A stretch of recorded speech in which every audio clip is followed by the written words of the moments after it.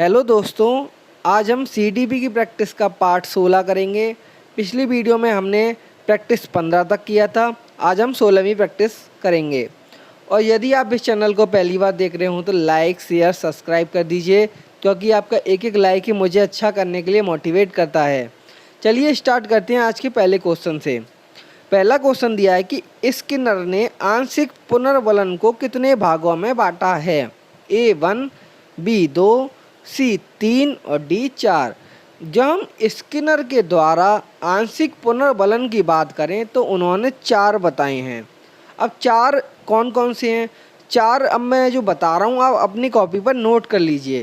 पहला बताया है उन्होंने निश्चित अंतराल, दूसरा उन्होंने बताया परिवर्त्य अंतराल, और तीसरा उन्होंने बताया है निश्चित अनुपात, और जो चौथा बताया है वो है परिवर्त्य अनुपात। तो इसका जो राइट आंसर हो जाएगा हमारा D is the right answer. अब हम नेक्स्ट पर चलते हैं। नेक्स्ट क्वेश्चन में ये बोला है कि American association on mental deficiency के अनुसार मंद बुद्धि बालकों के कितने प्रकार हैं? मंद बुद्धि बालकों के तो ए ऑप्शन दिया गया 1, बी ऑप्शन दिया गया है 2, सी ऑप्शन दिया गया है 3 और डी ऑप्शन दिया गया है 4। जब हम इस क्वेश्चन की बात करें तो इसका जो राइट आंसर हो जाएगा हमारा डी। अब हम बात करें कि American association on mental deficiency ने मंद बुद्धि बालकों के कितने प्रकार बताए हैं, तो प्रकार 4 बताए हैं। अब 4 कौन कौन से हैं? पहला उन्होंने बताया सामान्य मंदता, पहला उन्होंने बताया सामान्य, दूसरा उन्होंने बताया अल्प मंदता, तीसरा उन्होंने बताया गंभीर मानसिक मंदता, गंभीर मानसिक मंदता, और जो अंतिम बताया है वो अंतिम है गहन मंदता। ये पहला हो गया, ये दूसरा, ये तीसरा और ये चौथा। तो इसका जो राइट आंसर हो जाएगा हमारा डी। अब हम नेक्स्ट पर चलते हैं।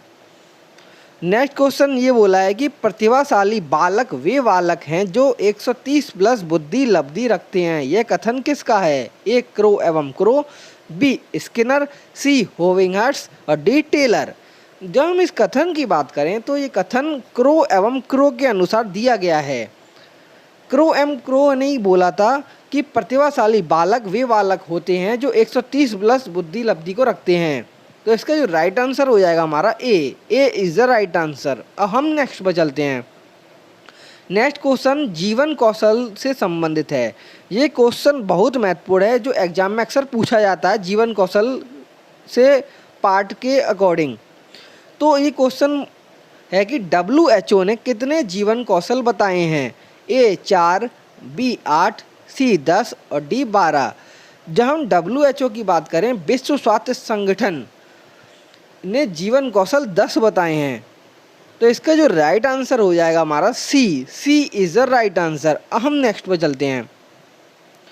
नेक्स्ट क्वेश्चन ये बोला गया है कि अधिगम स्थानांतरण का आरोपण सिद्धांत किसने दिया? ए पॉवलव, बी कोहलर, सी थॉर्नडाइक और डी स्किनर।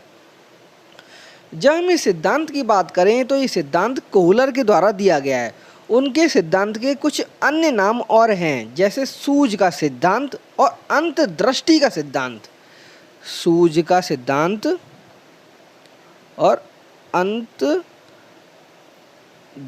का सिद्धांत, अंतर्दृष्टि का सिद्धांत, अंतर्दृष्टि का सिद्धांत। तो इसका जो राइट आंसर हो जाएगा हमारा B is the right answer. अब हम नेक्स्ट क्वेश्चन की बात करें। नेक्स्ट क्वेश्चन दिया है कि फ्रायड द्वारा सुप्तावस्था की कितनी उम्र बताई गई है? ए 3 से 6 वर्ष, बी 1 से 3 वर्ष, सी 0 से 1 वर्ष और डी 6 से 12 वर्ष। जब हम इस फ्रायड द्वारा सुप्तावस्था की उम्र की बात करें तो ये उम्र 6 से 12 वर्ष बताई गई है। बाकी की उम्र भी फ्रायड द्वारा बताई गई हैं, हम इसको जानते हैं। तो 3 से 6 वर्ष को बोला जाता है लिंगीय अवस्था, लिंगीय अवस्था, और 1 से 3 वर्ष को जाना जाता है गुदीय अवस्था, और 0 से 1 वर्ष को जाना जाता है मुखीय अवस्था, मुखी अवस्था। मुखीय अवस्था। तो इसका जो राइट आंसर हो जाएगा हमारा D. D is the right answer. अब हम नेक्स्ट पर चलते हैं। नेक्स्ट क्वेश्चन में ये बोला गया है कि किस मनोवैज्ञानिक ने वृद्धि को सिर्फ कोश की वृद्धि माना है? ए फ्रैंक ने, बी टेलर ने, सी फ्रायड ने और डी वुडवर्थ ने। जब हम इस क्वेश्चन की बात करें तो फ्रैंक के द्वारा वृद्धि को सिर्फ कोश की वृद्धि माना है। तो इसका जो राइट आंसर हो जाएगा ए। फ्रैंक एक मनोवैज्ञानिक थे, उन्होंने ही वृद्धि को सिर्फ कोश की वृद्धि माना है। अब हम नेक्स्ट क्वेश्चन पे चलते हैं जो आज का अंतिम क्वेश्चन है। ये क्वेश्चन में ये बोला गया है कि इनमें से सृजनात्मकता का पहला चरण कौन सा है? ए तैयारी, बी उद्भवन, सी प्रकाशन और डी सत्यापन। जब हम इस क्वेश्चन की बात करें तो सबसे पहले हमें ये जानना होगा कि ये चरण किसने बताए हैं, सृजनात्मकता के चरण किसने बताए हैं। तो ये ग्राहम बॉल्स एवं कॉफमैन के द्वारा सृजनात्मकता के 4 चरण बताए गए हैं, जिसमें पहला आता है तैयारी, दूसरा आता है उद्भवन, तीसरा आता है हमारा प्रकाशन और चौथा आता है हमारा सत्यापन। तो इस क्वेश्चन के अनुसार पहला चरण पूछा गया है तो पहला चरण हो जाएगा तैयारी। तो इसका जो राइट आंसर हो जाएगा A. A is the right answer.